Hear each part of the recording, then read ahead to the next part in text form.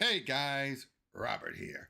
Well, let's just dive right in and get right back to some more of the Crimson Diamonds. All right, kind of got my lost my train of thought there. Just give me a second to get the game started.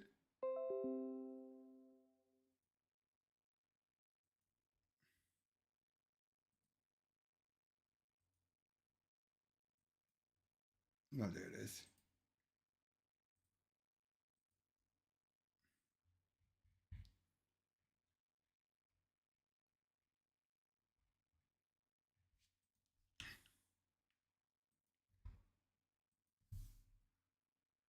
All right, let's get back. Let's get started back in, shall we? Oops, don't need that going. Okay, here we go.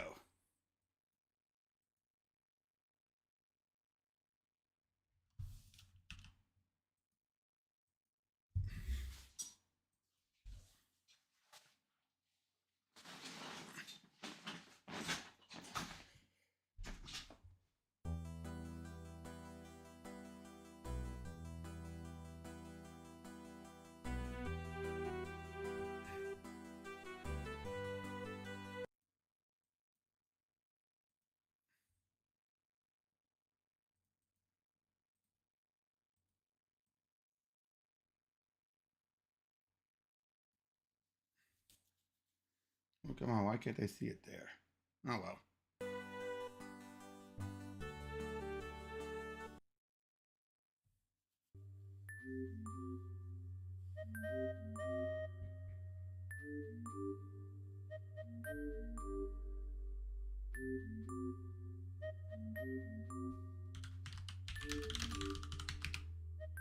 What seems to be the matter, Nessa?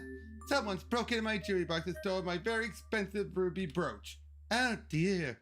It's obvious to me that Margot took it, the little vixen. Or maybe it was Nathan. He said he comes and goes as he pleases. I don't trust him. Kivy spends a lot of time upstairs. It could have been her.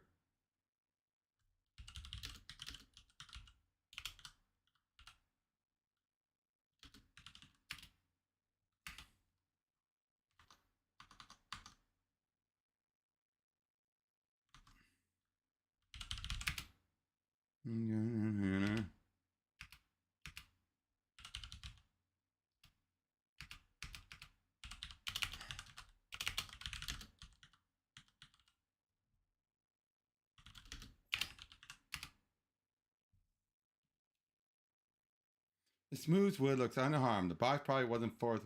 I think I see some oily smudges on the jewelry box. I've now got this container that perfectly holds any amount of powder, helpful powdery substance I might come across. I just need a powdery substance to reveal any fingerprints that might be smooth surface.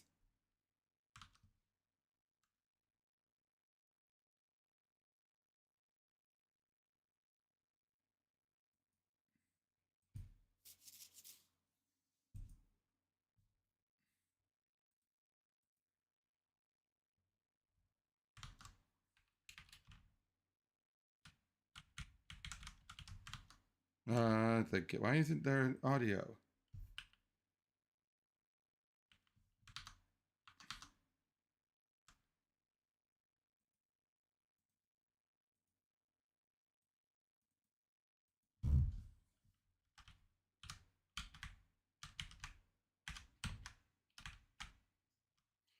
I hear voices near the doorway. I wonder what they're talking about.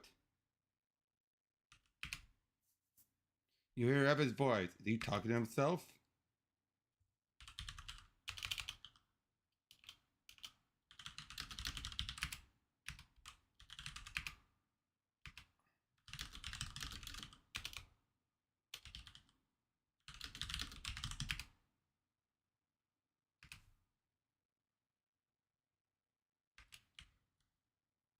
I found it wholesome to be alone the greater part of the time, to be in company, even with the bestest suit.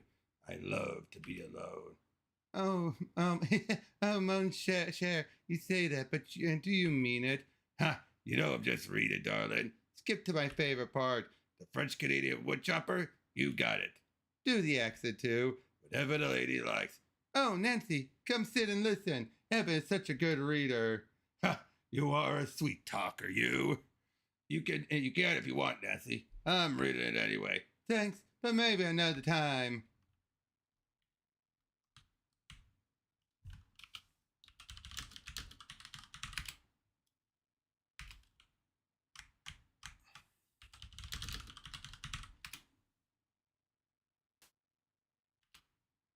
It's empty except.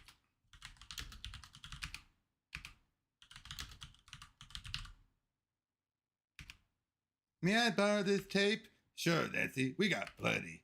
Thanks. Take the roll. I've now got this container to perfectly hold any helpful powdery stuff that I might come across. I choose the powdery stuff to reveal any fingerprints that might be on smooth surfaces.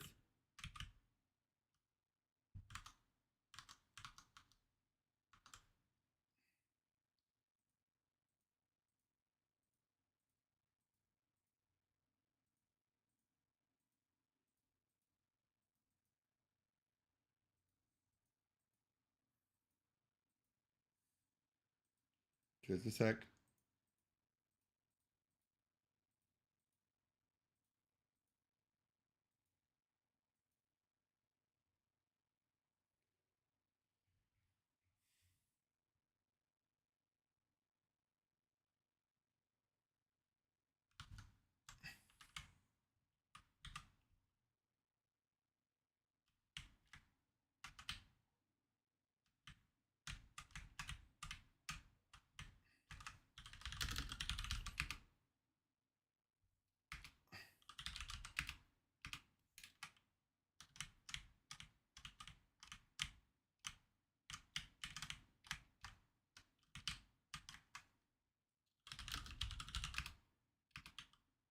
Drinking liquor is a bit much. I prefer a nip of whiskey myself.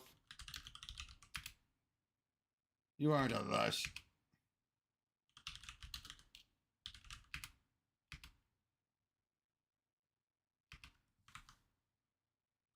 Hold on a sec.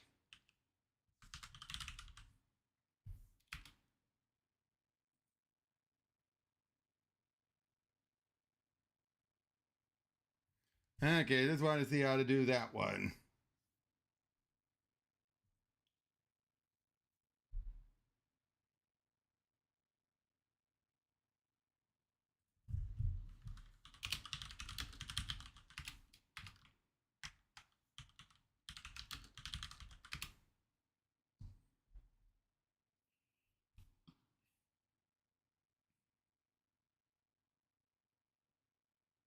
You detect aniseed, and then subtle spice and honey flavor. The warm taste lingers on your palate, but you are certainly no expert. Delicious.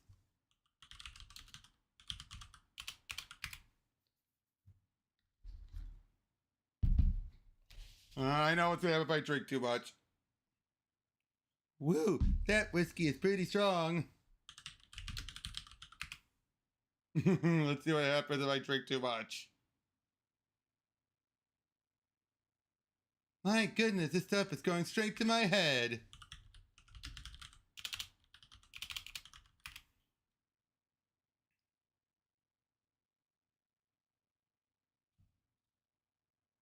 I probably have my limit. I really ought to stop. Game is autosave.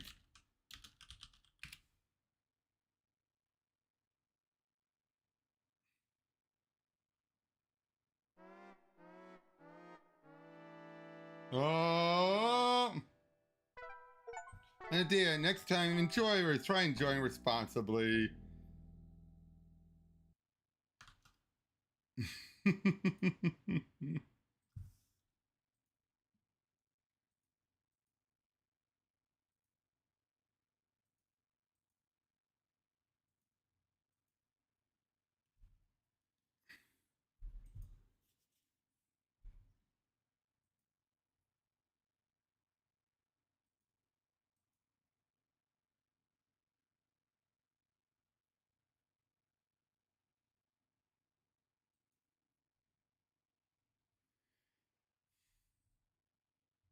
Hey Trez, how's it going? So yeah, this is the game I was talking about. By the way, since you're here, might as well show this. Just a sec.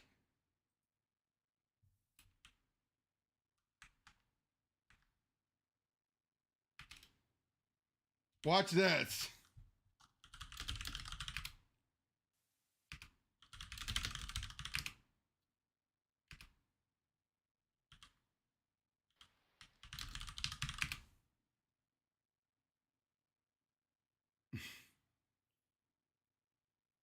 Yep. Shower time.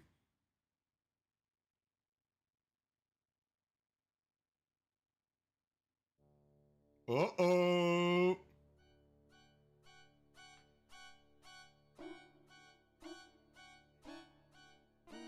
Oh, Psycho reference.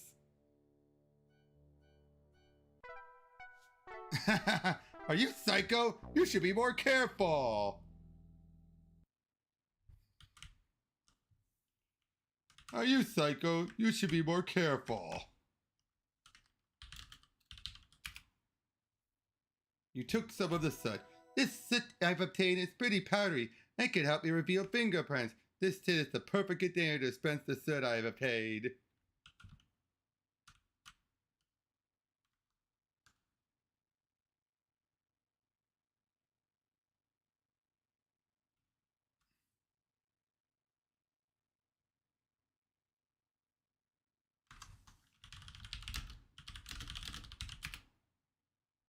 You carefully pour the fine black soot into the powder compact. This could come in handy. I'm all set to ask people for their fingerprints, and to reveal fingerprints on smooth surfaces, and to lift those fingerprints with the sticky white tape. Maybe now I can get to the bottom of this. So she's come from studying of rocks to being a detective, huh?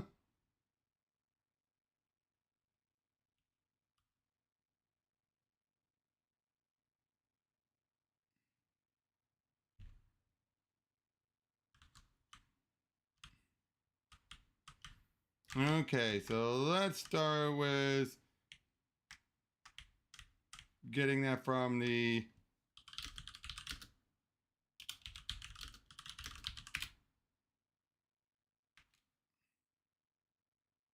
You tear off a piece of tape and press it on the powder fingerprint. You carefully mark the back of this fingerprint as evidence taken from Nessa's jewelry box. Congratulations! You've obtained a fingerprint. Type compare fingerprints to check what fingerprints you have yet to obtain. Not yet.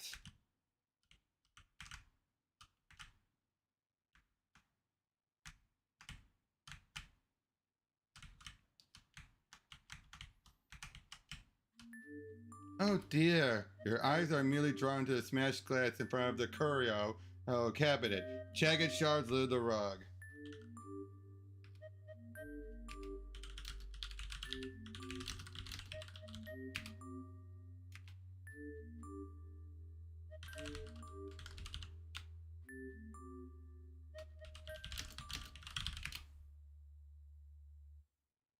Uh-oh, the silver stains are missing. The front of the curio is bordered by jagged teeth of broken glass. Eek! Someone's broken the glass to gain access to the curio's contents. I wonder who could have done such a thing. Your first fingerprint. You have to collect fingerprints from everyone as well from the crime scene. Nessa would probably be cooperative if I asked her for her fingerprints. I haven't seen Corvus around. He may be in his room. Margot's resting. I wonder how I can get her fingerprints without bothering her. Jack's probably too busy to help me. I'll need to figure something out. Kimmy's still downstairs in the conservatory, I think. Last I saw Nathan, he was downstairs in the conservatory talking to Kim. Still? Albert's probably working in his room. I wonder where Mr. Richards is. I already know where Mr. Richards is. Oh. Okay, maybe not.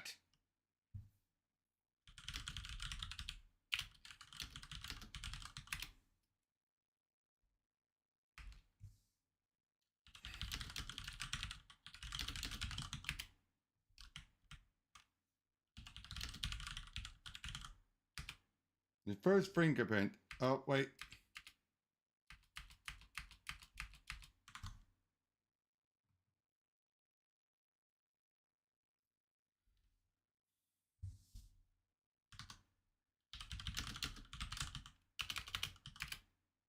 Margot's drink, it looks like it was used recently.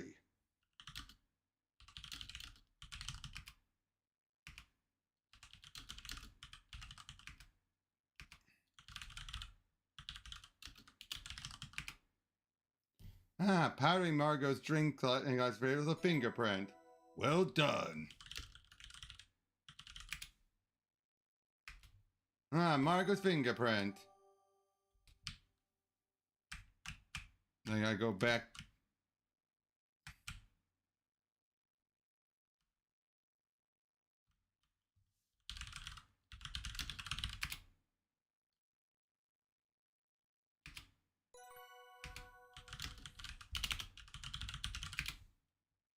You tear out the finger.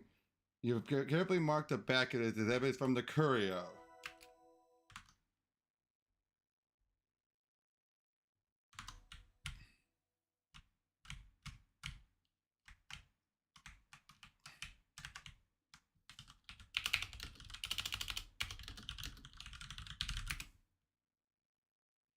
Nessa, can I take your fingerprint? It might help me solve who burgled your jewelry box. I read in a book that fingerprint patterns are unique to individuals. I just need to apply some soot. Oh, fine. Do what you need. I'll do anything to find the culprit.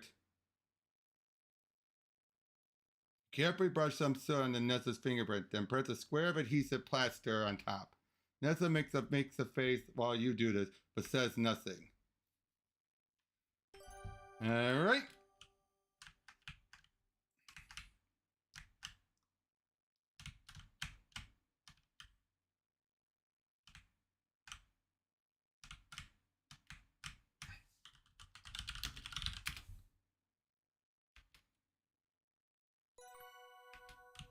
Alright.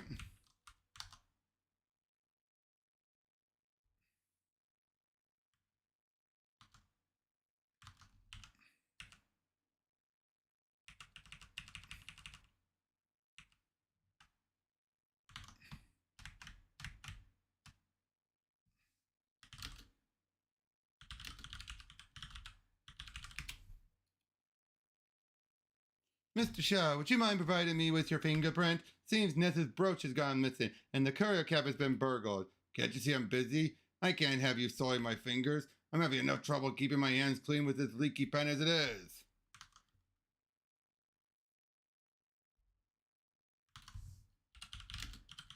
He puts away in the trash. Take paper.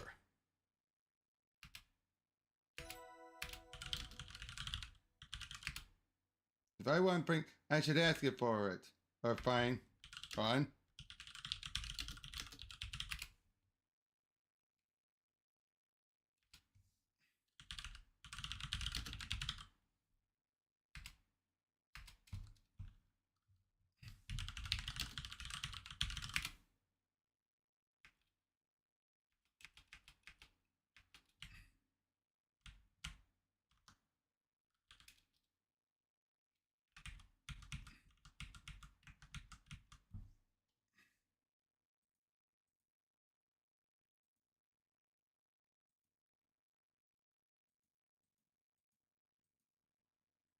Okay.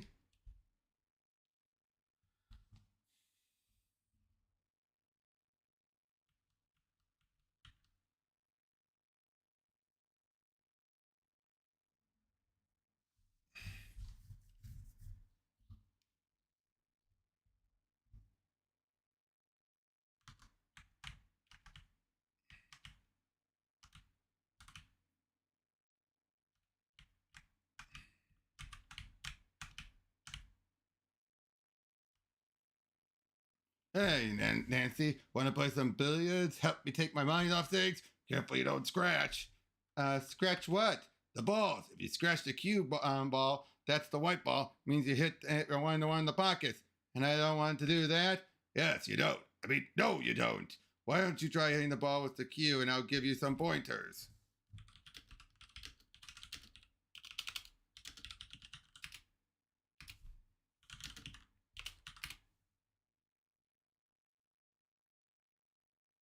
Ah, that's the spirit, Nancy. Come and have a few balls with me.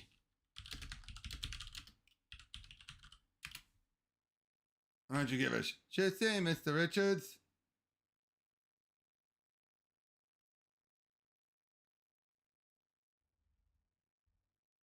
How'd you fit that in her pocket?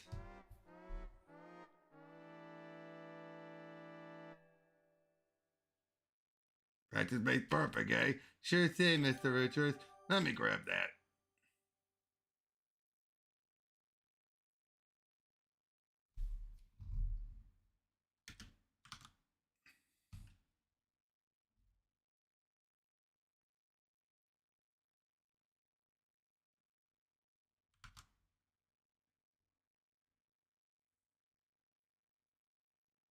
Why don't you try again?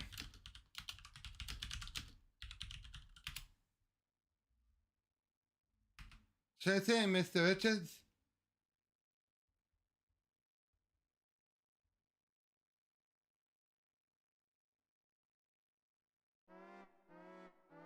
Oops. Oh, I'll get the cue ball.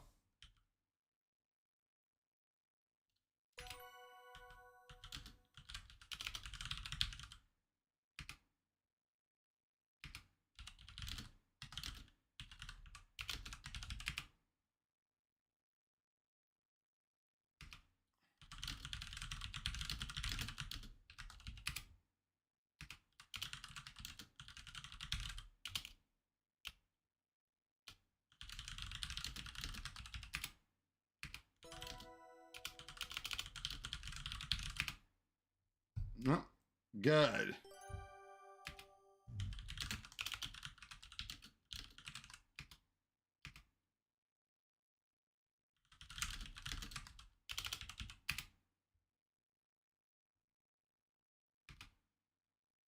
I'd hate to start the ballet.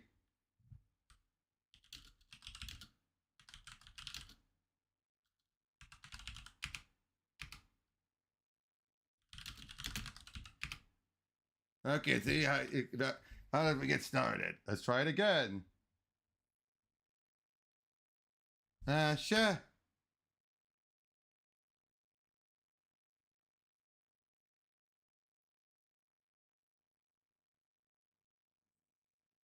Oh wow, you know what? How about you just practice a bit? I'll give you some pointers.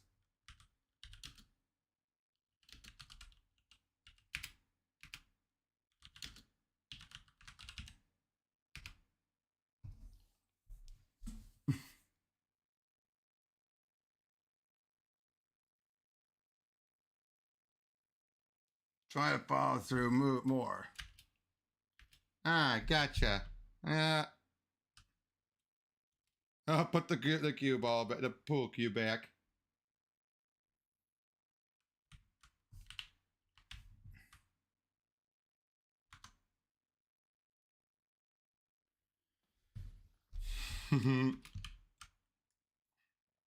That was fun, Mr. Richards. Thanks. Sure thing, kid.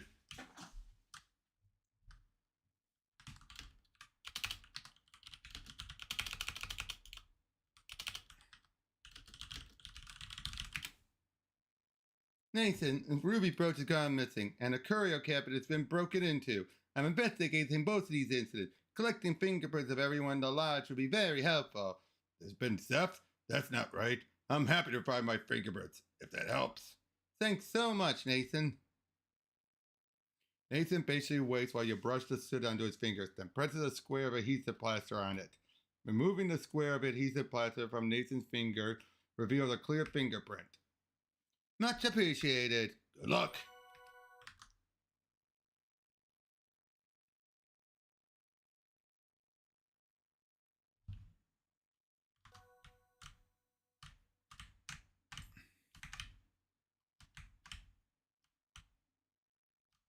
Good evening, Jack. Again, thanks for that tea. It was lovely, and so relaxing that I nodded off on the couch for a bit.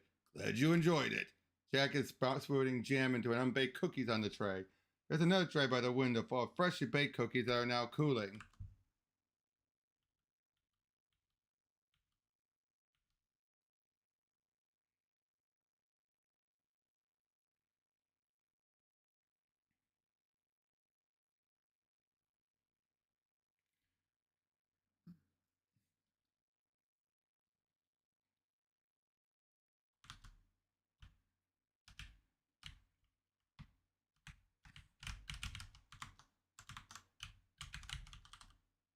That's about it for the jam. I'm making up some Sumper cookies. They're Margot's favorite. I'm hoping to get some food in her. She's not feeling well and doesn't have much of an appetite. Thought I had more jars of raspberry jam, though. Mr. Richard loved these cookies, too. He'll put a bunch of them in his pocket to sneak on later. It makes doing his laundry a bit more challenging, but I guess I take it as a compliment.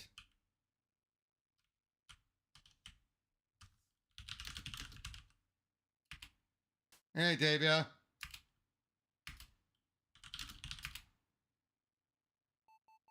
Using the ice pick, you chip a bit of ice off of the ice block.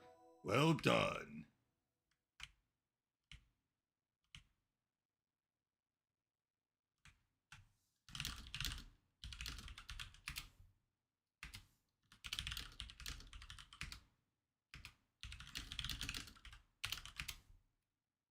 You patiently wait until Kimmy sets her mug down.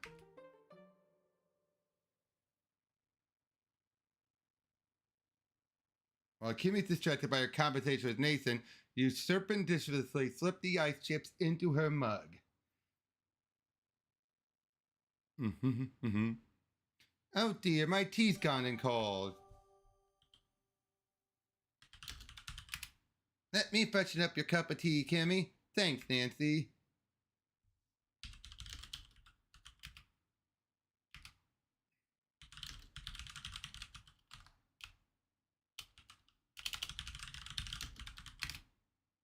Up there's a fingerprint.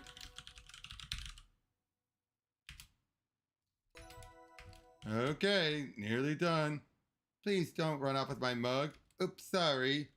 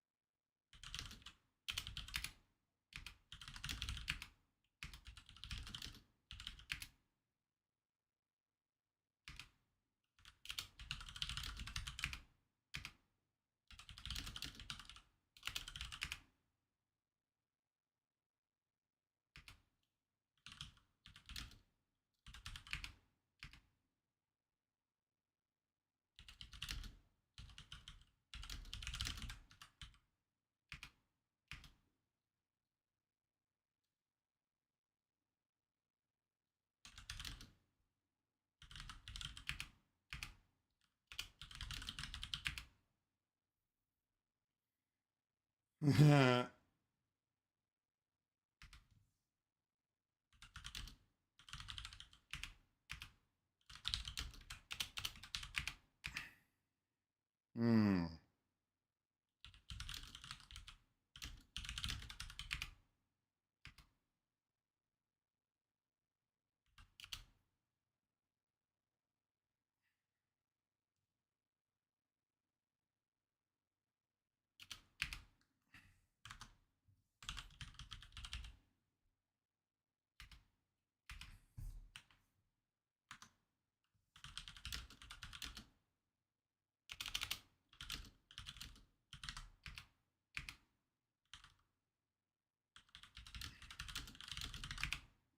Oh, I was missing an L.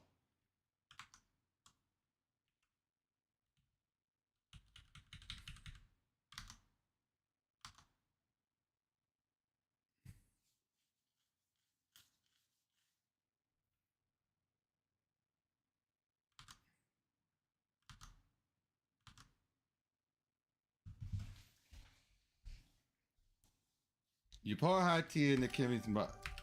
Return mug.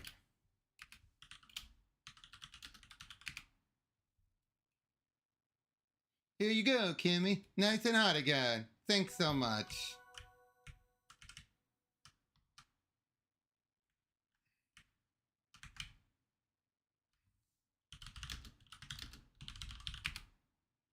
Jack, is it okay if I take this lump of dough? Go right ahead. Ran out of jam anyway, so it's kind of a dud. I'm on day 3 so far. Don't know how many out of how many days.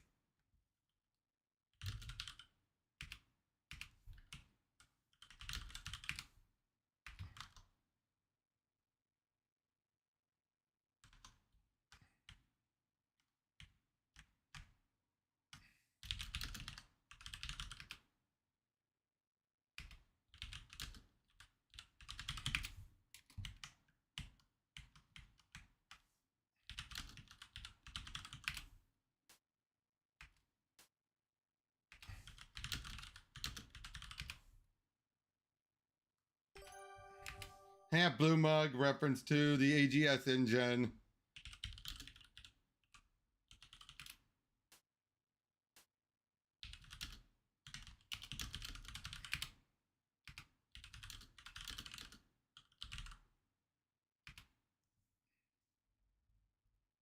You hold the mug over the hot stove, heating and melting the wax inside. Oh, that's nice and warm.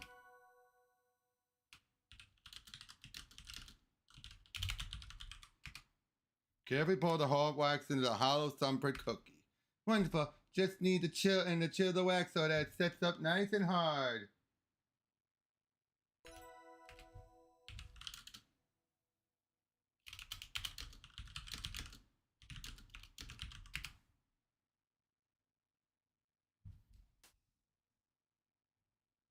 You put it in there. You close it. You wait a proper amount of time for the cookie to chill. That should just about do it.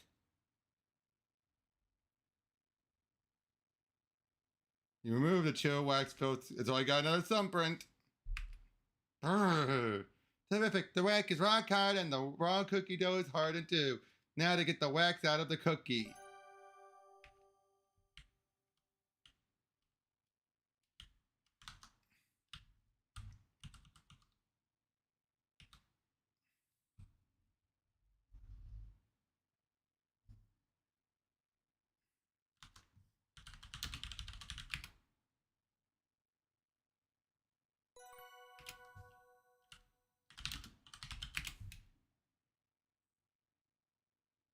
Hey, where do you think you're going with that? You want to use the salt? Just use it here in the kitchen. Probably shouldn't walk off with the salt. Jack wouldn't be too happy about that.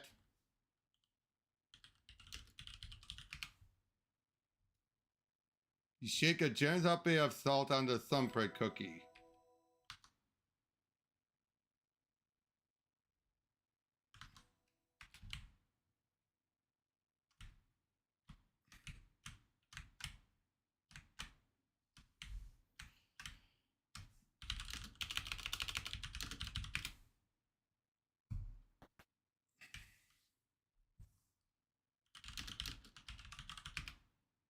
I'm rather busy at the moment, but I can smell delicious cookies downstairs. Why don't you be a helpful girl and bring them up to me?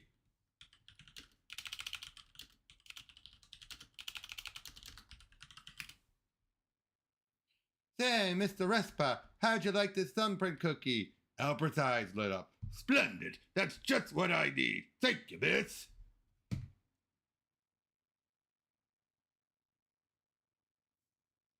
Albert eagerly takes the cookie and consumes the thumbprint cookie in 2 bites.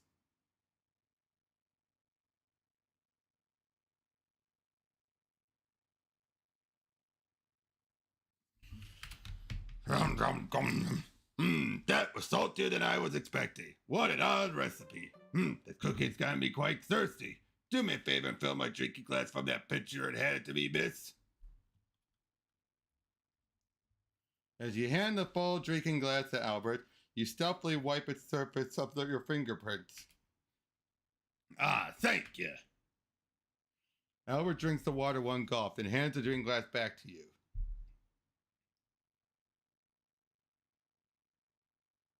You carefully receive the glass, making sure not to touch the areas where you held it.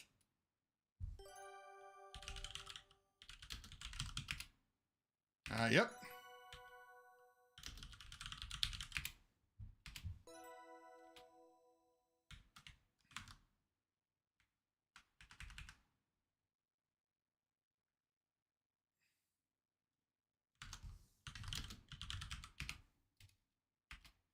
That was really well with the ice cream. And can you and would you like look at that? A perfect wax impression of Jack's footprint. Finally, I've obtained everyone's fingerprint, plus fingerprints from the crime scene. Compare fingerprints. Actually, let's do this in my room, so Albert doesn't have to hear me.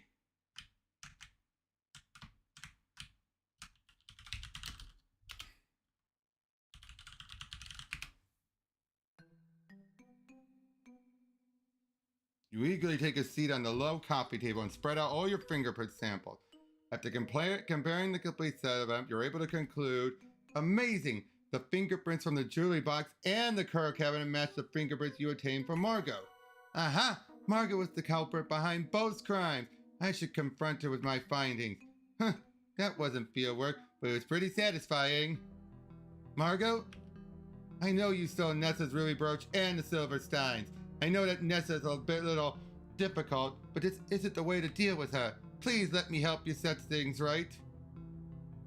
She would take everything. Yes, I smashed the curio, though it broke my heart to do it. But the silver wedding steins are even more precious. I saved them and gave them to someone I trust for safekeeping. Nessa would sell them as soon as she was back in the city. At the very least, she would take her share and sell one of the steins, splitting the set. She doesn't understand why that shouldn't happen. She is vile and heartless. Why should I want to set things right? When I needed things set right, no one helped me. That woman deserves everything bad that comes to her and more.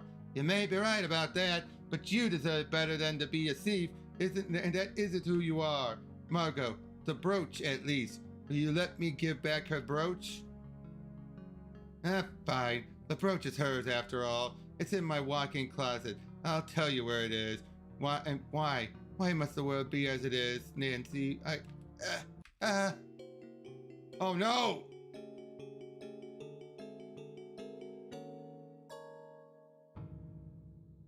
What the heck? Margot! Margot, are you okay? Margot! You hurry downstairs to tell Mr. Richards about Margot's sudden decline. Hey, Mr. Richards, come quick! There's something wrong with Margot! What? Uh-oh! Shadowy figure. Excellent job. Kudos on your thorough investigative technique. By the time you and Mr. Richards arrive in the master bedroom, Margot's body's already cooling. Oh no!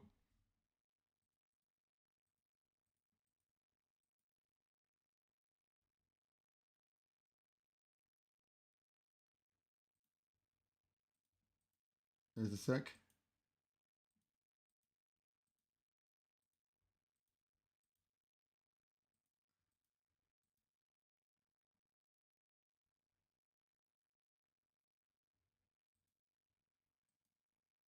But basically, something happened to Margot.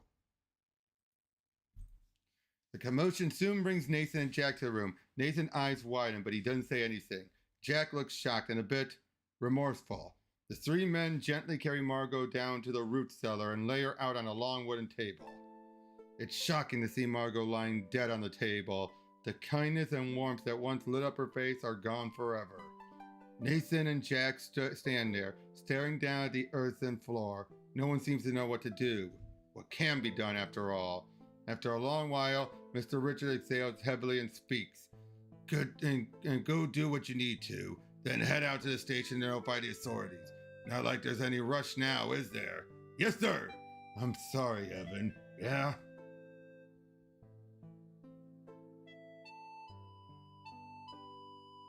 Excuse us, miss. Mr. Richards slumps on the stool, his head bowed. He doesn't look at Margot. It's almost like he can't. Oh, Mr. Richards, what's going on here? Type review to review your investigative goal. Chapter 4, Tensions.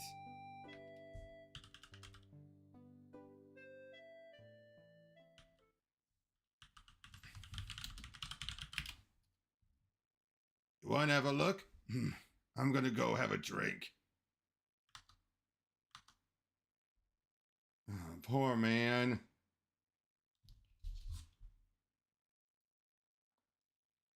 You determinedly decide to take a closer look at Margot's body. You pull away the sheet covering Margot. Your desire to understand what happened outweighs your squeamishness. Despite Margot's panicked final moments, she now appears peaceful.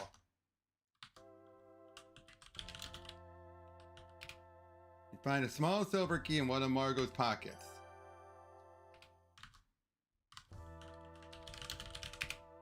Intense scrutiny of Margot's skin reveals no bruises of aberration, but you do find some rough, scaly areas on her hands and feet, darkened areas, and red patchy lesions on her lower legs. I wonder if these skin problems have something to do with her aches and pains.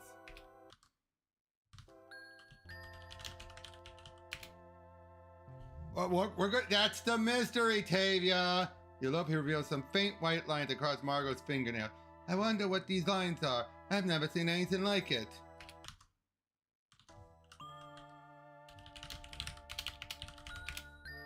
Close inspection of Margot's lips revealed no additional information, but having drawn closer to her mouth to get a closer look, you do detect an unusual odor emanating from it.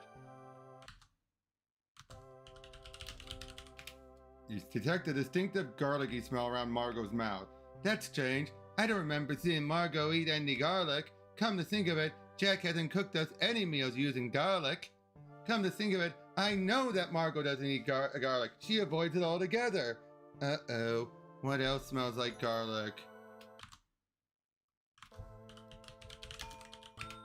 You are surprised to find Margot's impeccably coiffed hair hiding some thinning hairs and a few bald patches.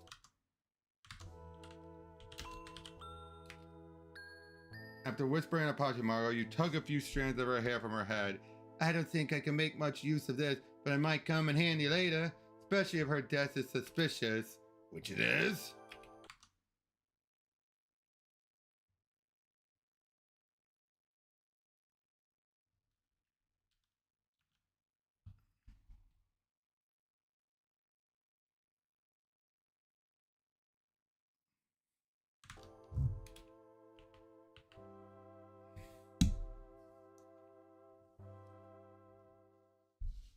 You carefully replace the sheet covering Margot. Poor dear. According to Jack and Evan, Jack and Nathan Jack and Nathan will eventually be going to the train station. I wonder if I can catch them, ask them a few questions before they head out.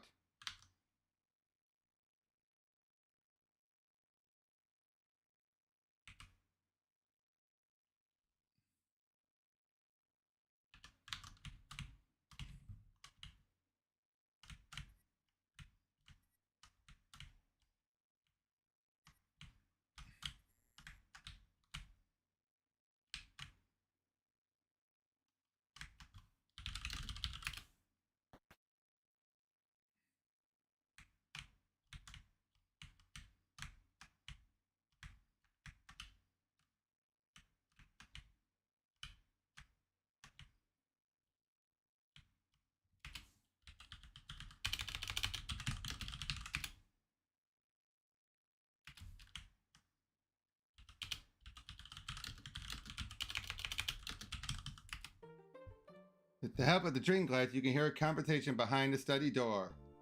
What an unpleasant complication. Margot had to die at such an inconvenient time. It certainly wasn't what I was expecting. I wonder. Never mind that right now. Help me jimmy this desk drawer open.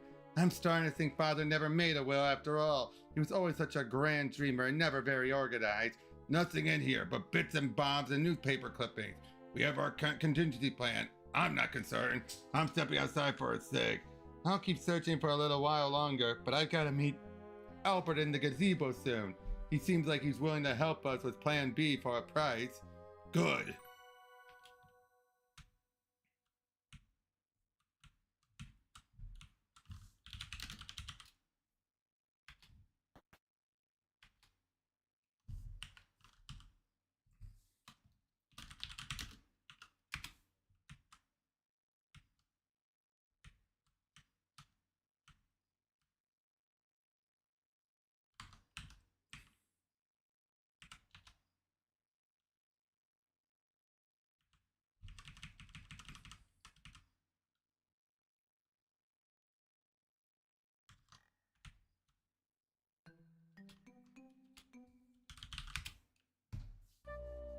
Can't just toss these in the river like we used to. More's the pity. If Mr. Richard hadn't hurt his back trying to take this all on himself, I wish he'd asked for help before it came to that. With all the extra scrutiny lately, he can use all the help he can get. Lucky for us, it was mostly overcast last night. No moonlight, no sparklers. Lucky us. What the? I think that's all for now. Good thing there were no big ones tonight. Agreed. Meet you in the carriage house. Yeah, I'll dump these in the smokehouse as usual. See you soon. What the? What are they doing? Hey, Jack. Ah, what were you guys up to? Me and Nat were just getting some fresh air. Really? I was getting samples from the riverbank this afternoon, and it looked a lot like that. I found some interesting stuff. Oh, yeah? Can I see? Of course. He showed the samples he collected from the river to Jack. He scrutinized them very closely. What do you think? You got yourself some white garnets for sure, and some pretty nice ones too. White garnets? Are you sure? Definitely. If you want a second opinion, I could take them to show Nathan and ask him for you. How about it? That's okay. I'll keep them for now. Suit yourself. Darn it. I missed talking to Nathan. I gotta find him and ask a question before he leaves.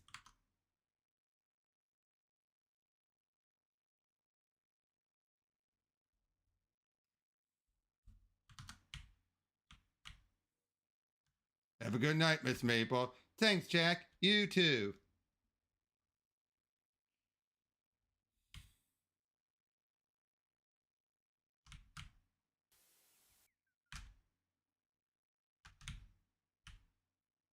Where's the carriage house? Where's the carriage house?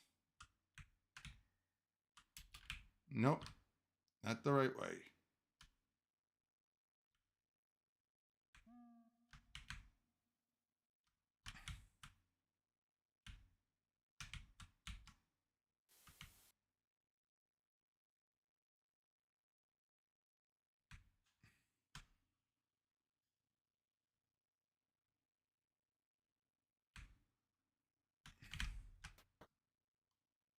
Ah, here's Nate.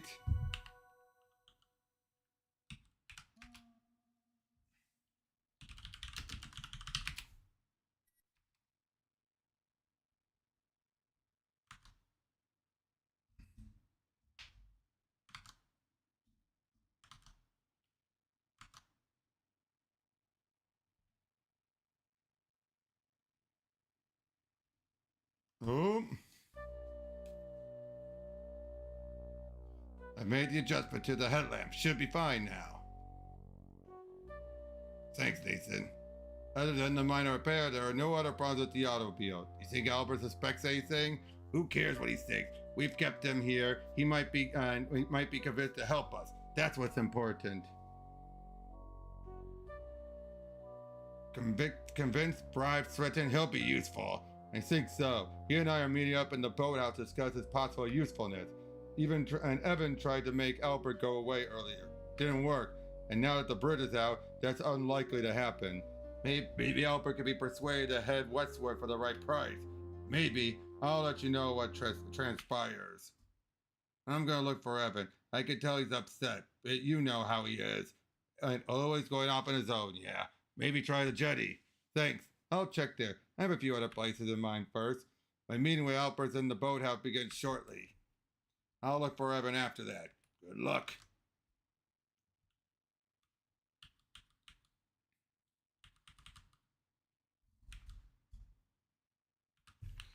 Ah, crap. I just forgot something. Hold on. I just realized I messed up something.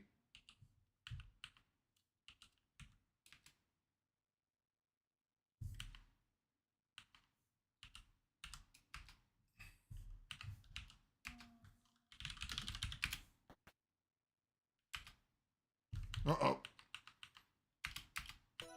No, no, no. Alright, guys, start the chapter over again. Gotta do it all over again.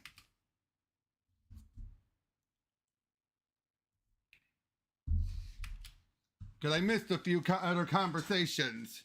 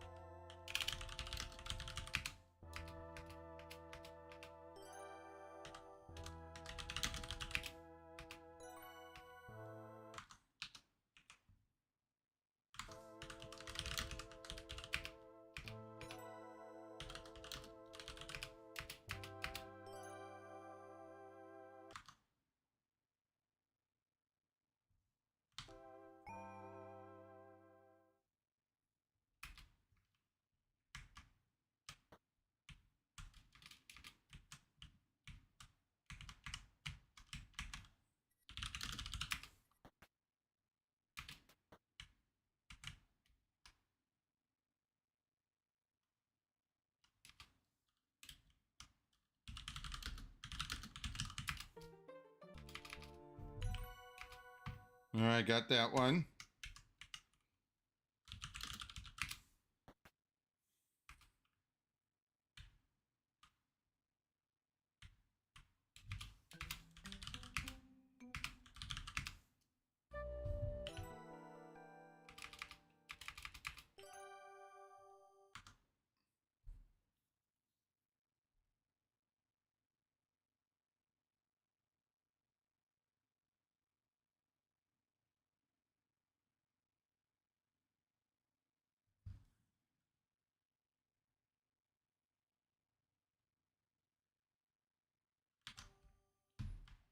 You have a good night. Thanks a lot, Jack. You too. So I gotta try it again.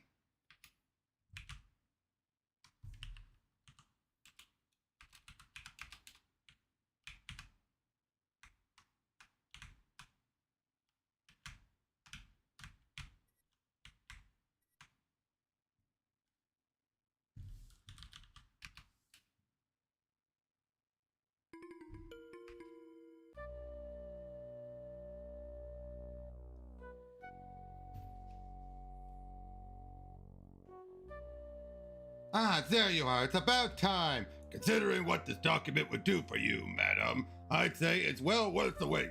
This will make you wealthy beyond your wildest dreams. Never you mind. What it'll do for me, I still have some work to do to make this all pay off. Even though this report says there are diamonds in Crimson, I need to make sure that the land comes to me. Otherwise, this field report of yours is useless. Well, that's your problem. My role in this is finished. That woman, Kimmy, I think she's hiding something, and I'm gonna find out what. Is that so? Well, she's either lurking in the woods or in the bedroom she shares with Nosy Nancy. Kimmy seems like a bird-crazy bore to me, but that's your business. Nessa hands Albert another envelope. This one's thicker than the last. There, that's all the money. This report better pass muster with the government. It will, I assure you. Good night, madame. Good night.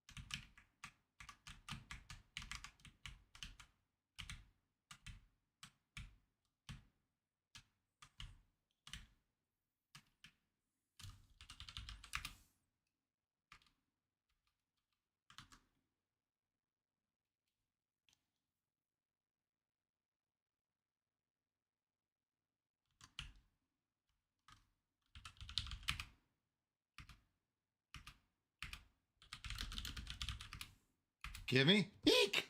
Oh dear, sorry to startle you. Why are you lurking, Kimmy? Lurking? I was looking for owls.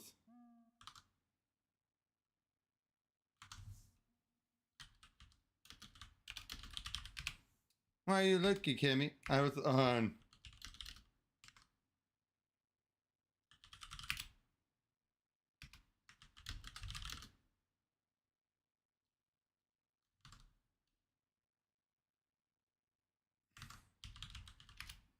So I might see some great horned owls or even short-eared ones because it's summer.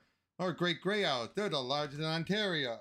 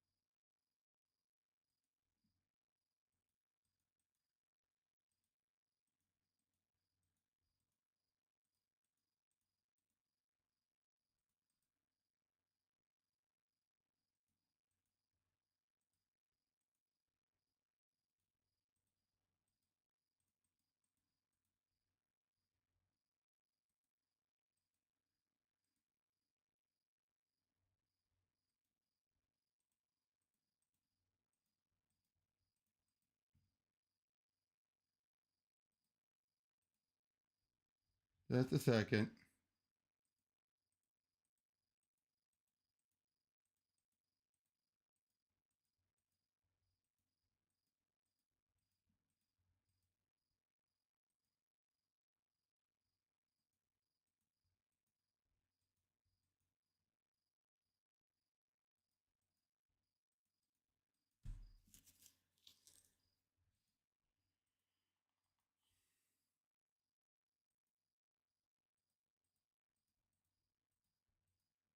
There's a lot I could do in this chapter.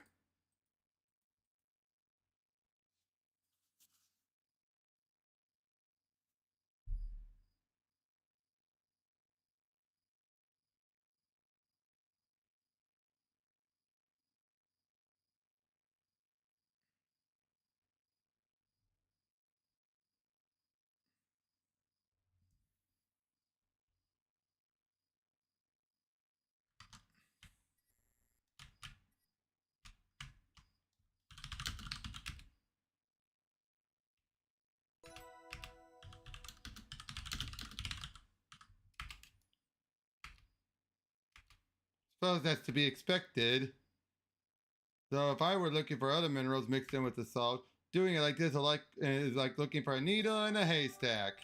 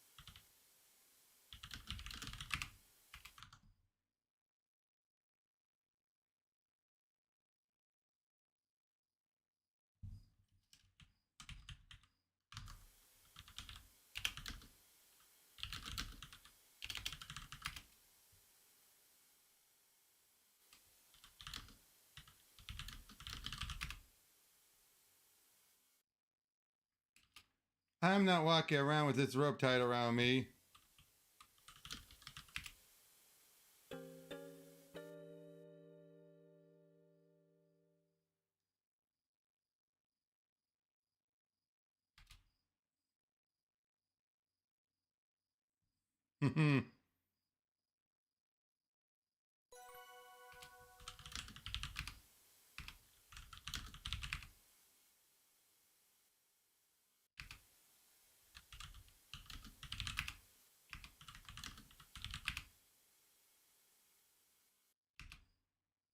That's okay, the rope has done its part.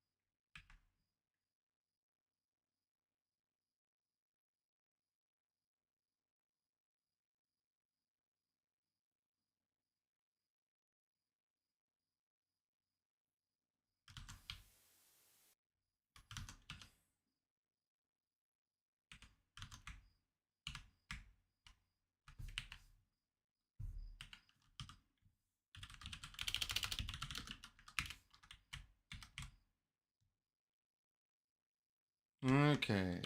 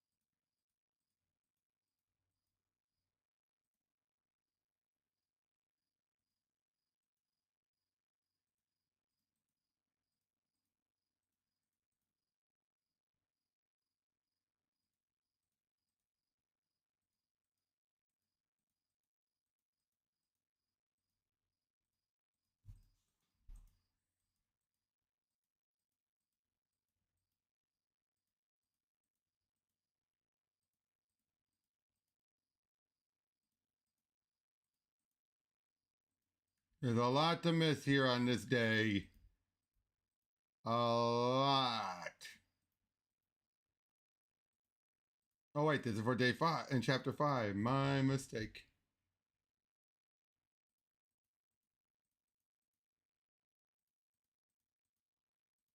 Wrong chapter. Just a second.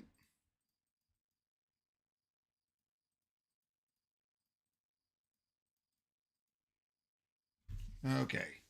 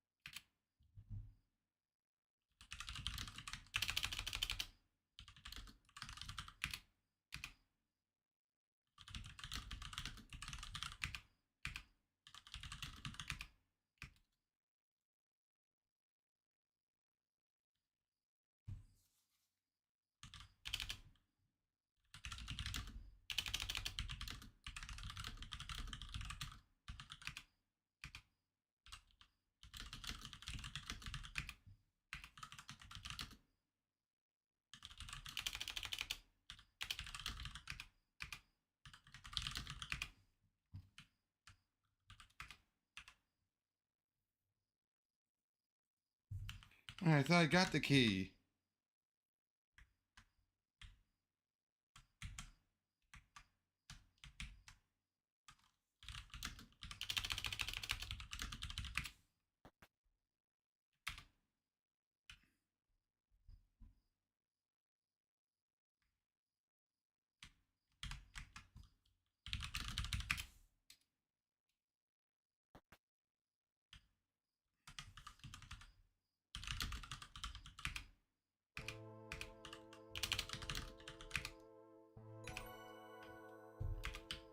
I thought I automatically got the key.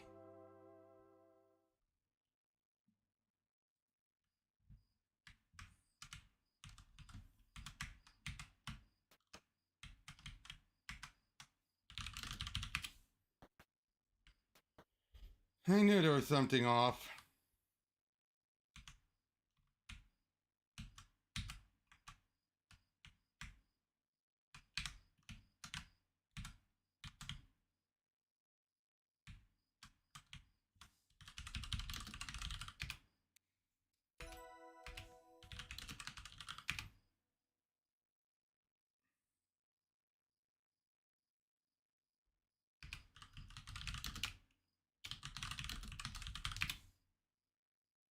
Most of the drawer that follows various cosmetics and don't interest you. But one drawer holds something worthy inspection. You see a slim wooden box with a hinged lid and a small leather handle.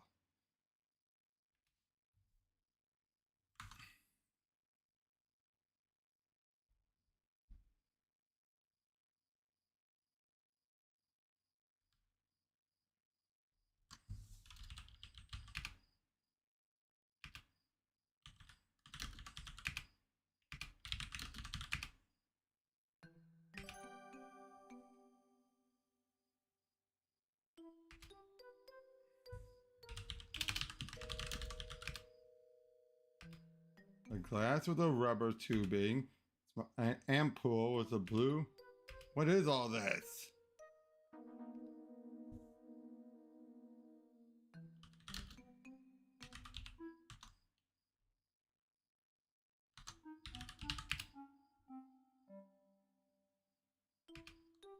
These ampoules are single use, so it makes sense that it hasn't been touched yet. I wonder if there's more fingerprints to be found.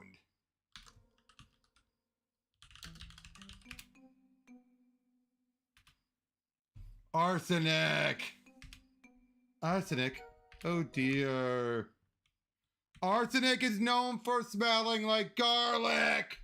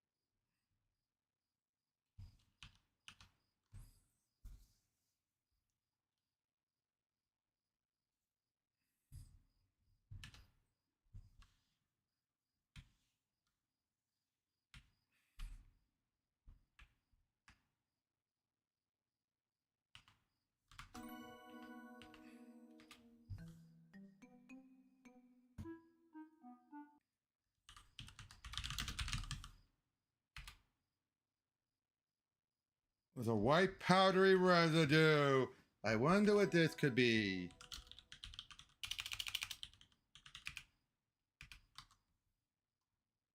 It was arsenic. Oh no.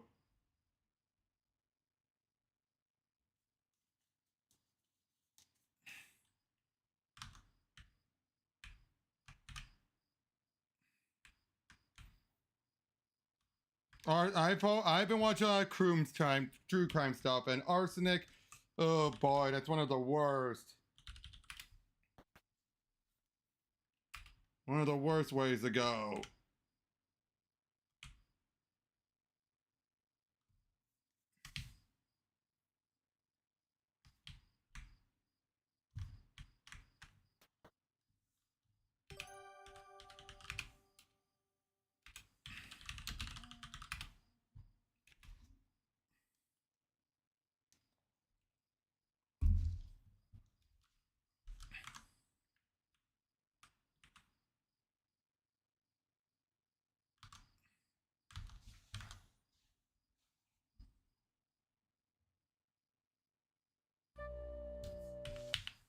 We already done that one.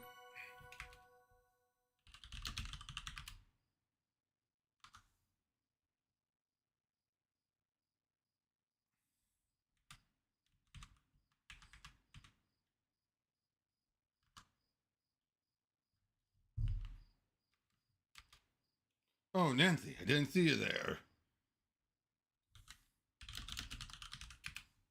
Good evening, Nathan. I thought maybe you were Evan. Sometimes he likes to walk the grounds when he's troubled. I wonder where he is now.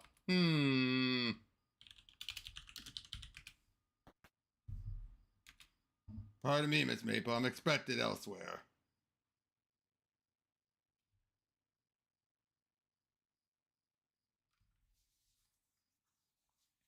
Have a good night, Nancy. Good night, Nathan. I wonder where Nathan's off to.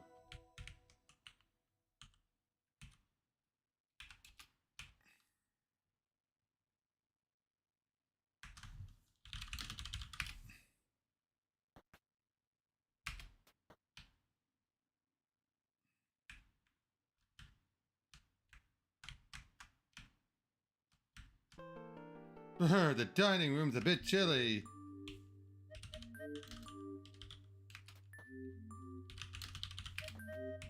Wait, why is the door open?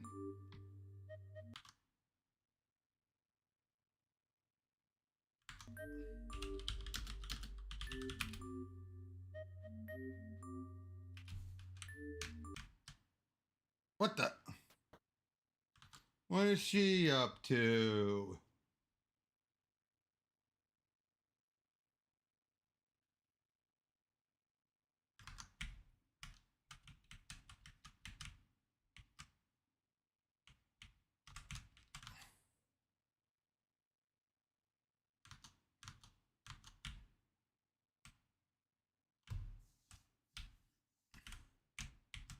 Tavia, if you're there, that means she died from arsenic.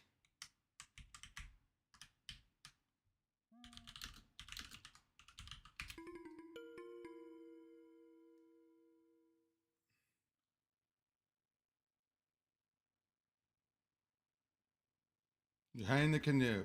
Mr. Cardinal, are you here? I'm a busy man. I won't be kept waiting.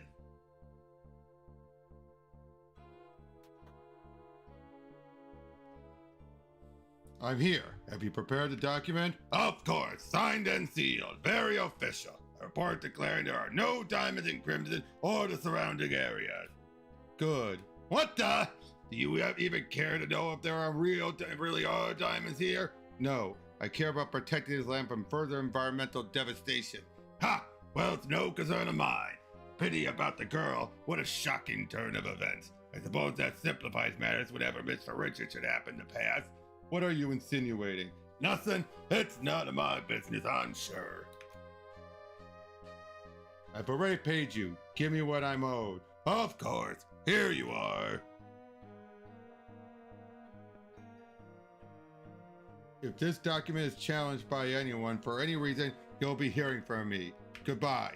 Humph.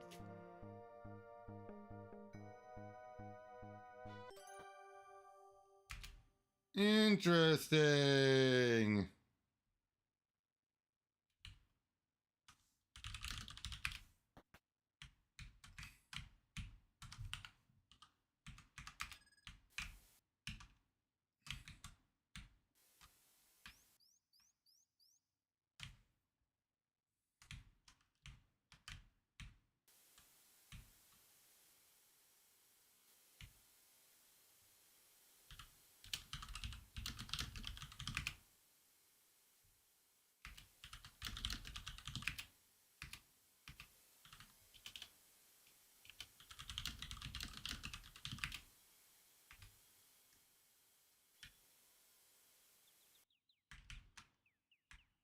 Okay, now we're off to next.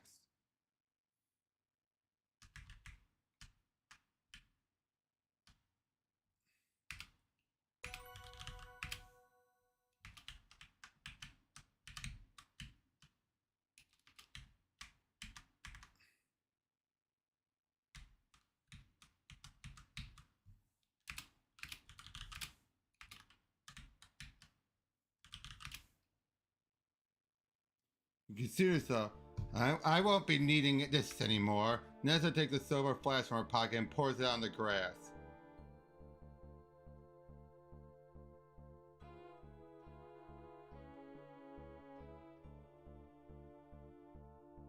What's that? Wanted to alterate it with poison. I soaked flypaper in a glass jar and poured the liquid in my silver flask. Tossed the jar over the waterfall. Easy as pie. I don't think it would be quite so effective if I was thinking it would be more gradual, less dramatic.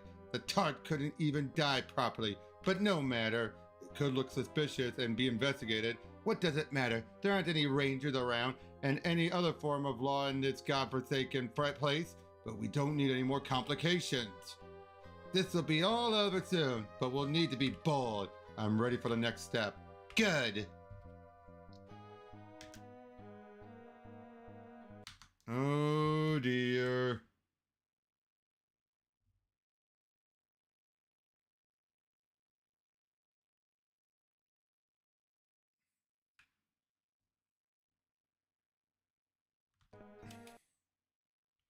What a strange conversation. Nessa mentioned tossing some jars in the river by the waterfall.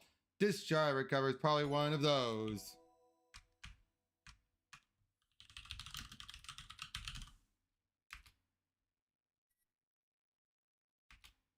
The thing of it belongs to Nessa. It's from the cover of the pamphlet belongs to Margot. These also belong to Marco. Strange, Jack's bringing birthday present in the kit, but not on the pamphlet. Could it be that he's not sure what it's for or what it contains? Achieved two from the glass in the kit. One is Margot, one belongs to Jack. The lid in the middle box belongs to it. One is uh-oh.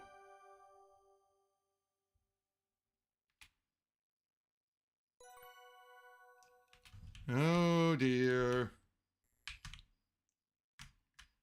Poor Jack.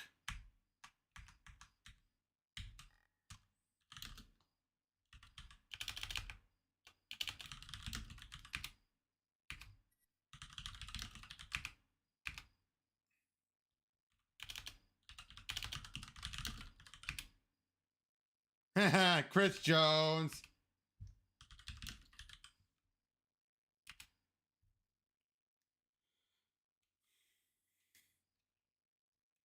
I filled the blue mug. I love how the blue mug is actually a it's used as a plot point.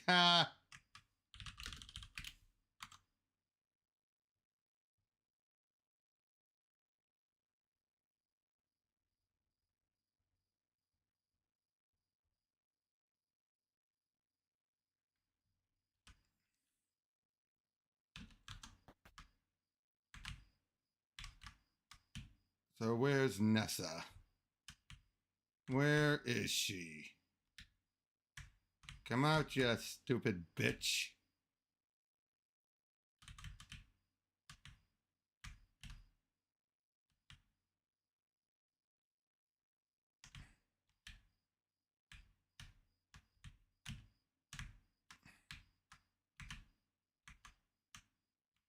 Or where's Jack for that matter?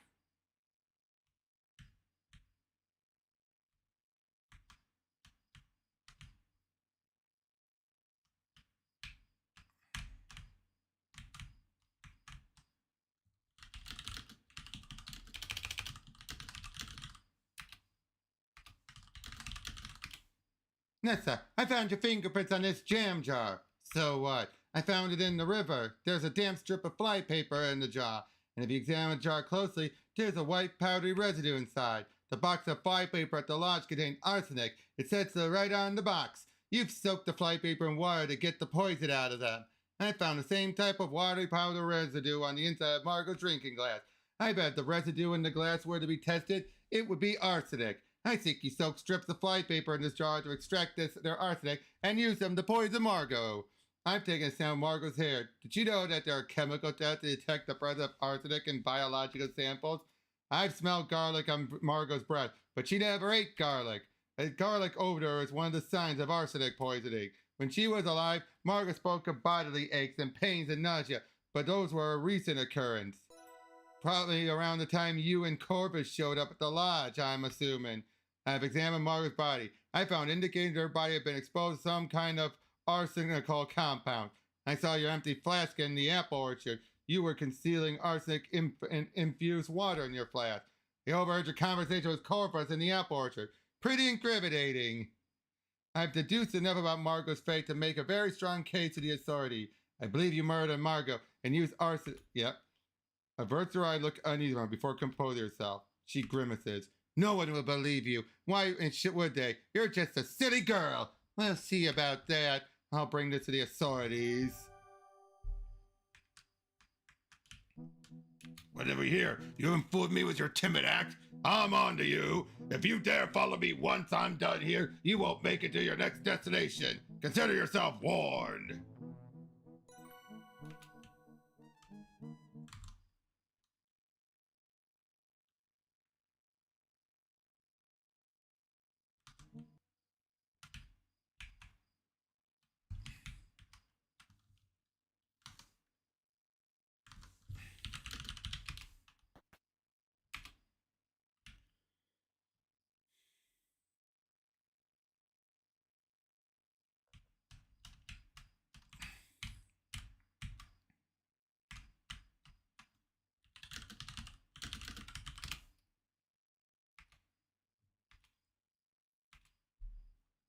The rock salt should be solved by now. Well done.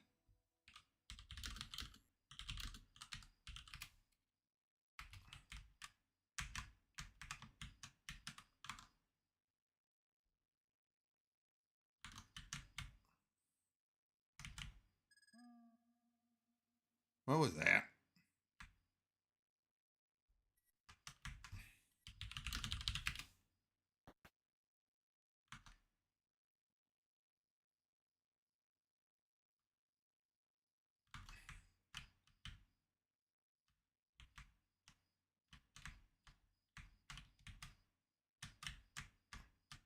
What is going on around here? Albert just yelled at me. Kimmy is holding a large map. She looks a bit flustered. He seems very upset about my map. I was just planning my next birding trip. If this map steps in so much, I'll just get rid of it. Don't!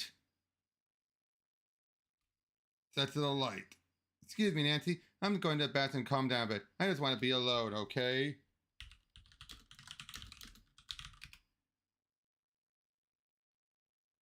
Pour water in the... some of the rocks out doesn't seem to have melted. Strange.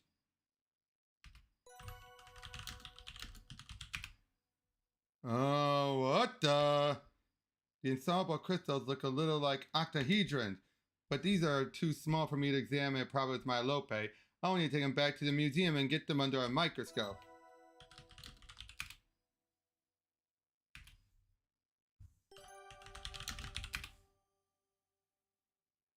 Sioux locks. Why would Albert be upset about a map with the Sioux locks circled?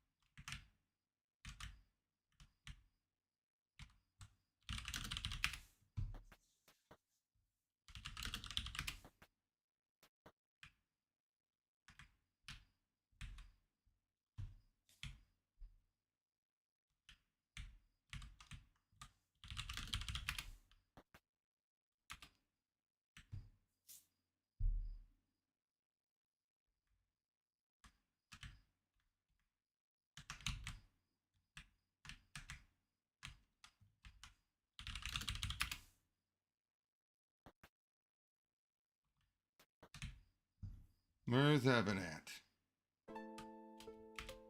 Mr. Richards? Evan doesn't acknowledge your presence. He looks lost in thought, or maybe hiding inebriated. Possibly both. Mr. Richards, what are you doing here? He ignores your comment, continues drinking.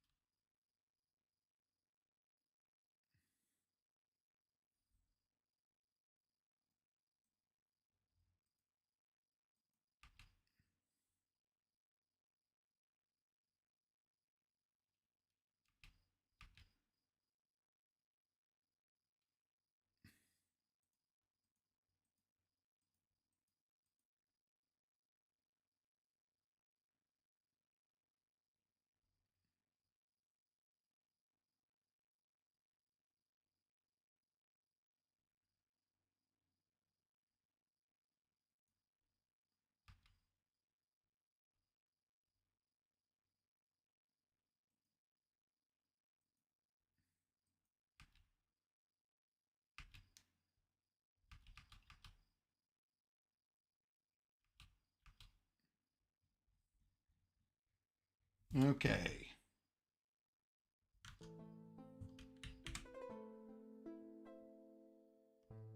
I hear rumbling in the distance. Is that thunder? That sounds like an automobile heading towards the carriage. Is Jack back from the train station? Maybe I should head over there and see what's going on. Or I could go to the lot and see what's going on there.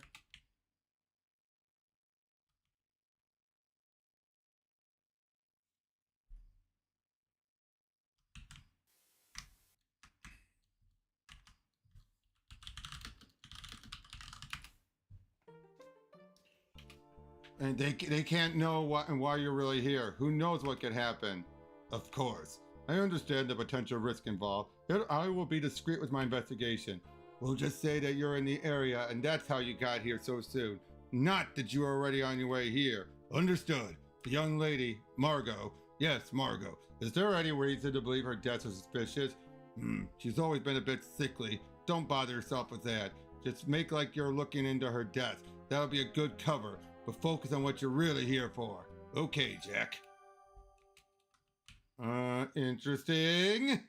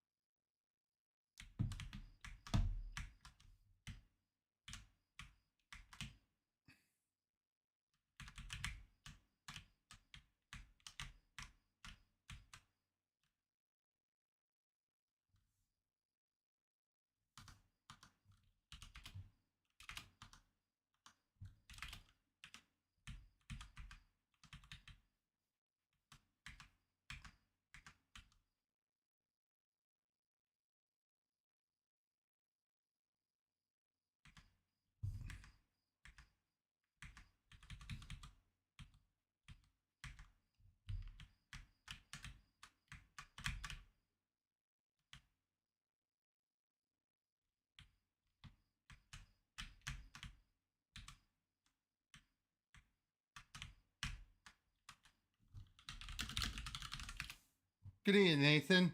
Good evening, Nancy. Jack poked his head in here to tell me he's back and that the automobile managed to save one piece for his journey. He also said that a ranger's come to the lodge and that this ranger wants to have a meeting in the dining room. Perhaps you should head there. Okay, thanks. Before I do, let me find Jack. Or not.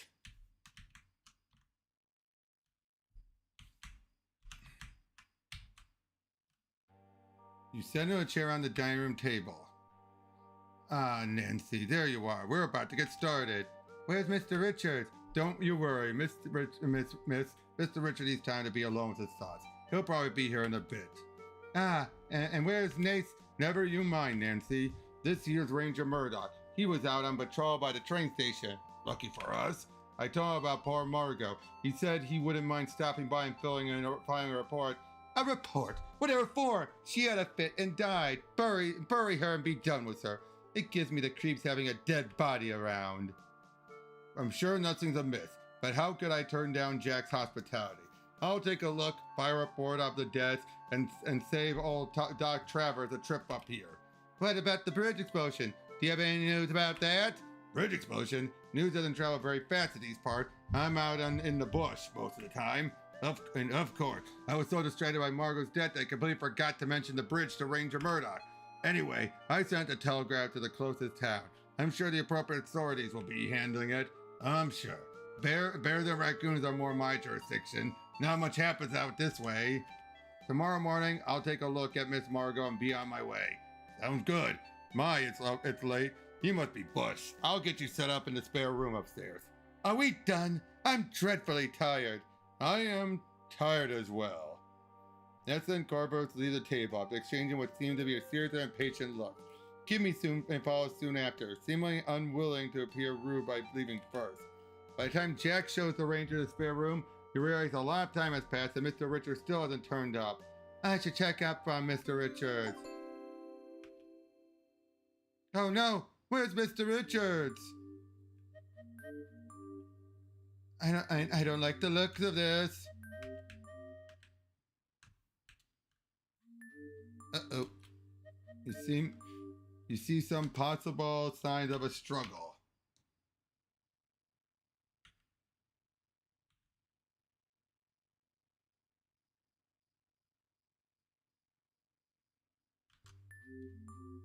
There's scuffs.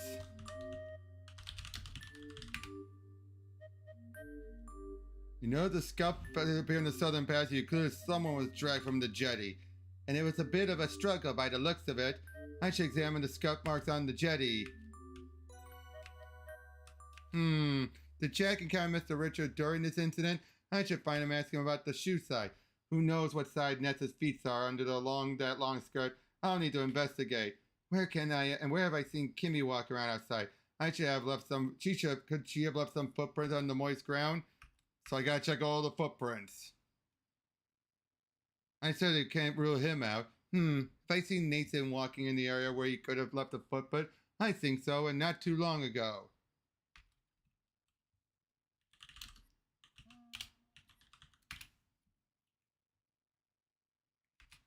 These scuffs are pretty clear. Hopefully a post examination will reveal more.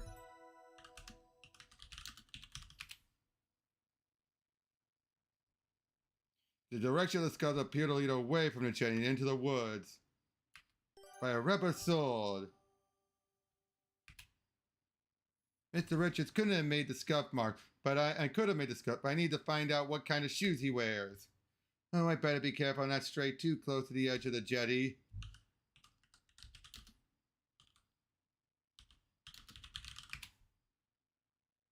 Upon close inspection, you ascertain the shoe print came from a size 14.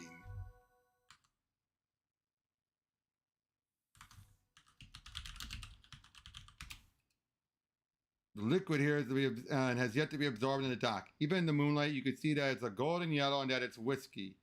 What a waste. Mr. Richard was here not that long ago. If he'd drunkenly fallen into the river, I'd expect to see watermarks on the jetty where his impact caused the splash.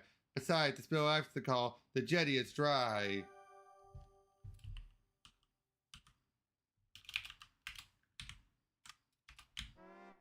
Uh-oh! Wow!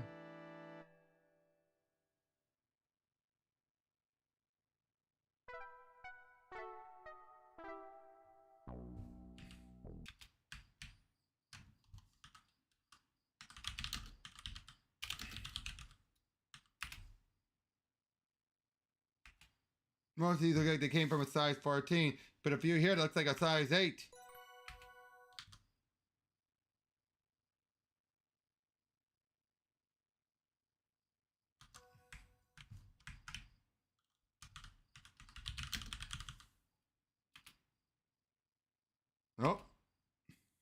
Definitely away from this part of the forest and down the eastern path. I need to identify the scuff marks on the jetty, and those are made on the hard surface. Alright, dead.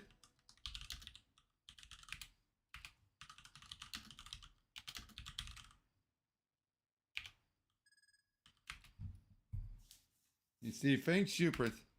Some of these look like the same, but some are smaller, like an 8.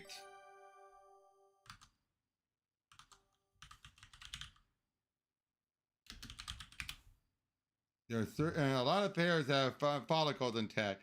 I'd say that some of these hairs were caught and pulled out of some forest. Long brown and gray hair. Only Nessa has hair like that.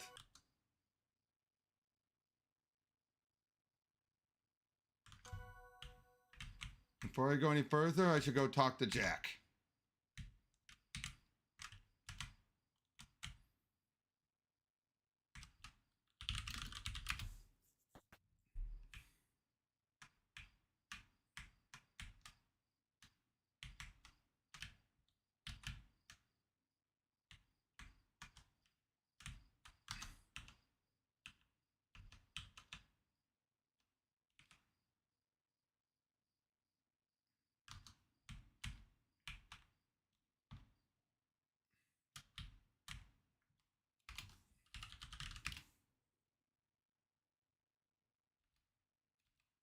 Hmm.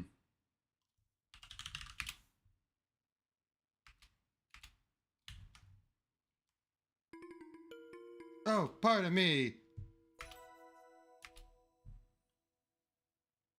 Ranger Murdoch, what are you doing here? Oh, Miss Maple, is it? You silly gave me a start. Jack directed me to the bathroom, but I don't seem to be in the right place. I'm used to being out in the wilderness.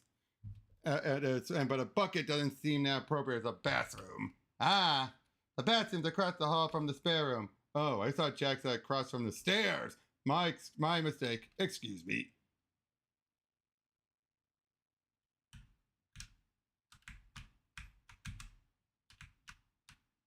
Hey there, Nancy. Full house, isn't it? If you're looking for the ranger, he should be in the bathroom across the hall freshening up.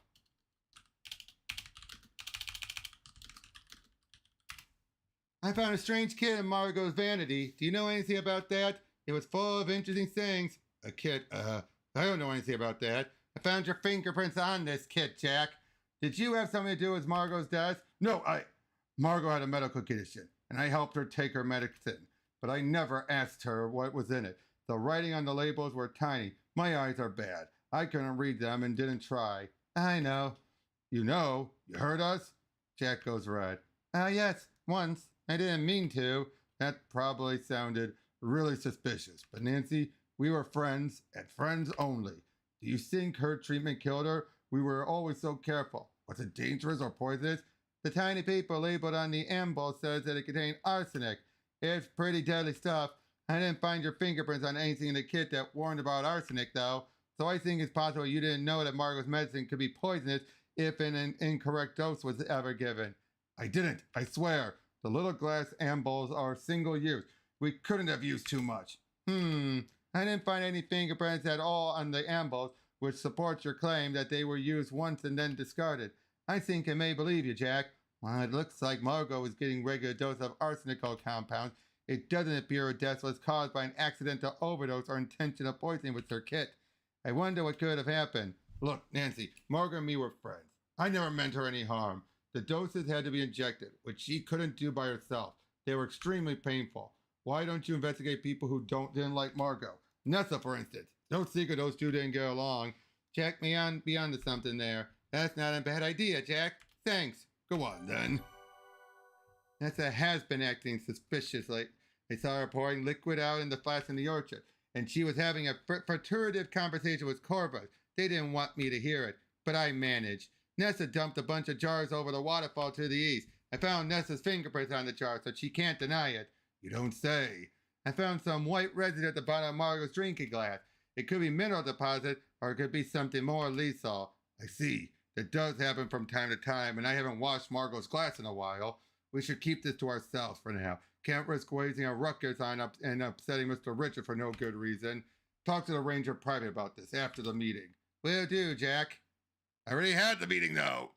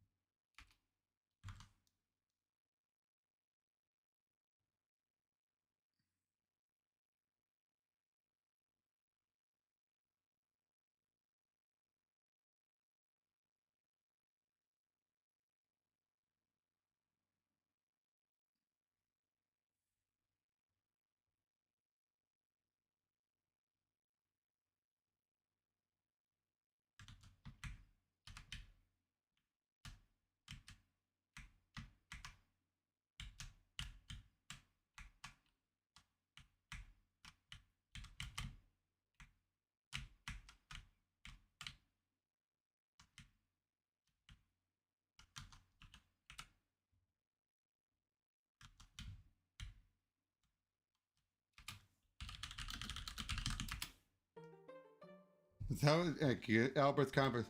And what government agency did you say sent you, Mr. Respa? Your government sent me. The specific name of the agency escapes me. Here, I have the documents. I trust they're in order.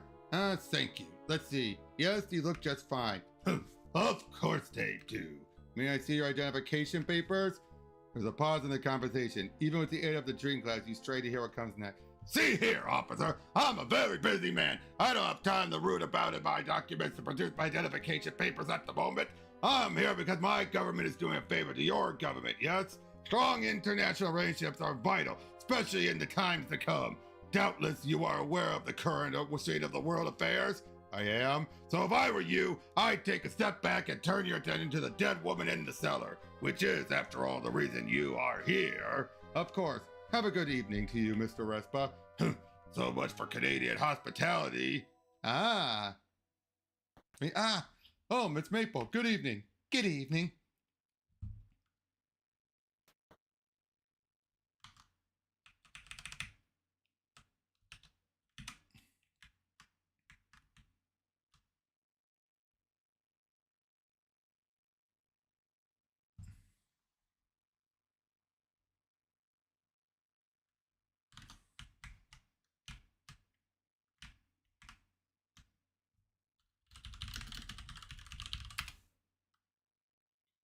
Kimmy's drawing a map in her sketchbook. That looks like the map of Northern Ontario I recovered from the fireplace.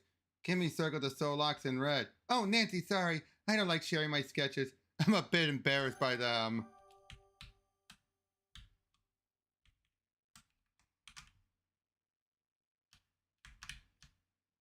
Oh, pardon me. Good evening, Miss Maple. I'm just settling in for the night.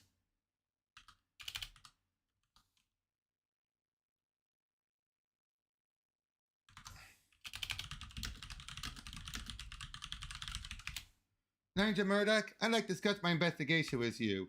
Your investigation? Yes, into Margot's suspicious death. I smell garlic on Margot's breath. Do you think that might be significant? She didn't even ever eat garlic either. That could be significant. We'll look into it. I know that the flypaper here at the lodge contains arsenic. If Margot's poisoned, the killer could have somehow used the flypaper I found. I found some white powdery residue in the bottom of Margot's drinking glass. Earlier this evening, I saw Nessa bring Margot a jug of water and a cup and glass. It would have been the perfect opportunity for Nessa to poison her. I have a sample of Margot's hair. Would it be possible to run tests on it to detect the presence of toxins? Yes, absolutely. We can do that. Hold on to the sample for now. I should tell Ranger more about Margot's illness.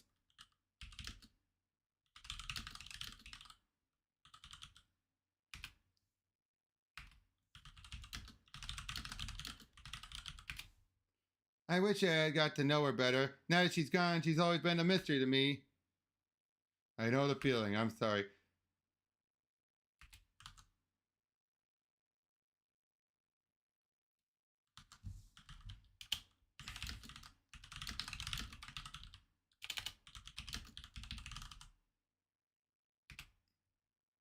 You tell the ranger what you discovered.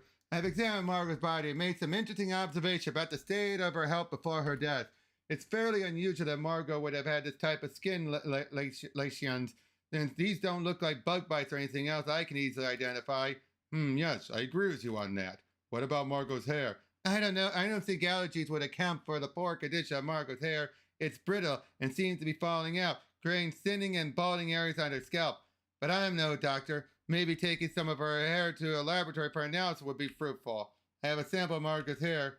Good work, but I don't have any way to store that sample right now. Save it for now, would you please? We'll revisit that at a later time. Of course. I've noticed these strange white lines on Margot's fingernails. I see. May have read about those in medical texts, but I need to check on that. You mentioned a garlic scent around the body? Yes, I noticed that near Margot's mouth. That could indicate a number of things. The most likely is that she ate garlic shortly before her death. But I know that Margot never ate garlic, and Jack never served it to her, so I have no idea why a garlicky smell could be in or near Margot's mouth. Margot suffered from aches and pains that had gone more acute recently. That would be suspicious. Very well observed, Miss Maple. You would do well as a detective. Thanks. Your findings are very helpful. I'll collect my own evidence and make my own inquiries. Thank you very much. You can leave this to me now. You're welcome. I'm happy to help.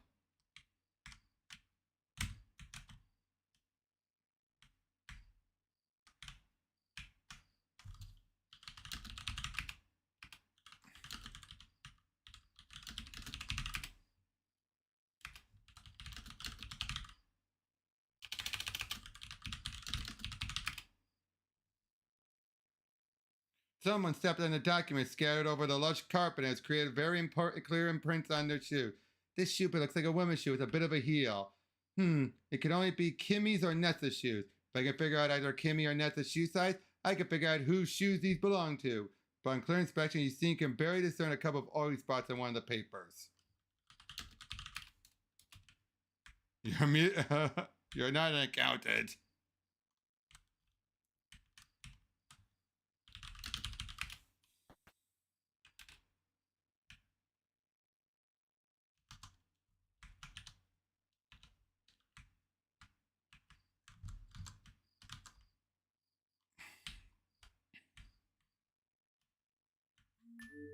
Hello?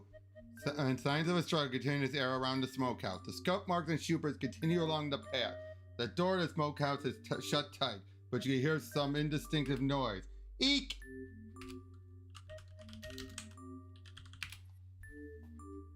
More of the scuff marks. Uh-oh. Who could have made these scuff marks?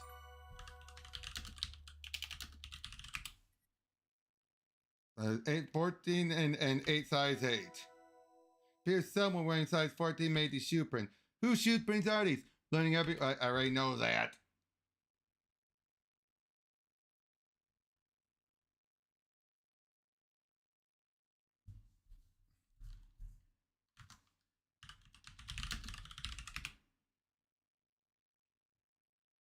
It's 4, but who could this belong to? I should look more closely at people and what they're wearing.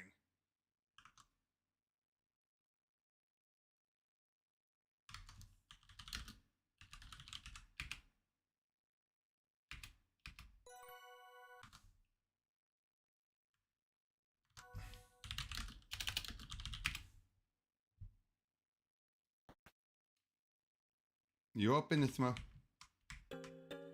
Oh, Nancy, I'm busy here. Please step outside. He's frantically rummaging the smoke. Nathan, where's Mr. Richards? What's happened? I don't know. That's what I'm trying to find out. If you don't have anything helpful information, please leave me to figure this out. Oh, of course. On one hand, I'm relieved that I didn't stumble into anything ghastly. On the other hand, where's Mr. Richards? And what's happened to him? I'll need to come to some conclusion, present them to Nathan. Maybe then he'll let me into the smokehouse and I can continue my investigation. Something shiny in the past. I already saw that. Who was involved in the scene I found at the jetty?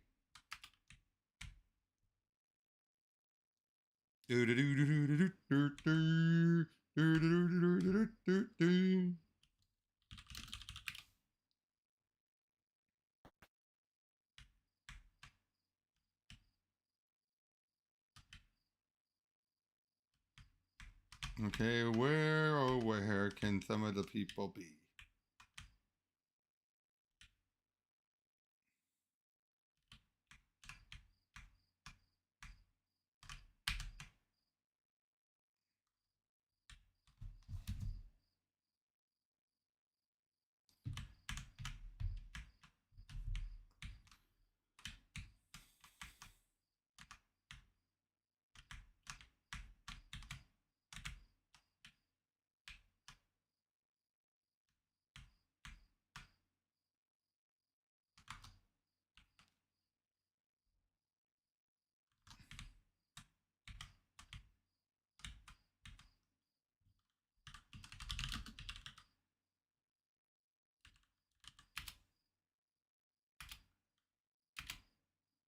Oh, well, I can help you look for it. Not in your life. You'll just pocket it for yourself.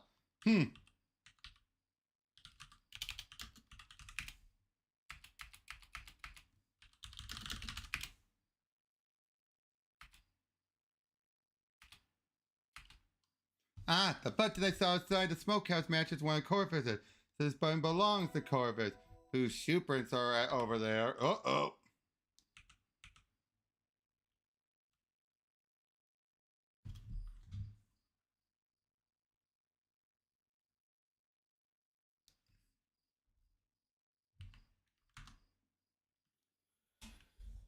You know what? I'm going to take a pause for here for tonight, guys. So I'll continue on more tomorrow. But until then, thank you guys so much for everything. And we'll see you guys on the next one.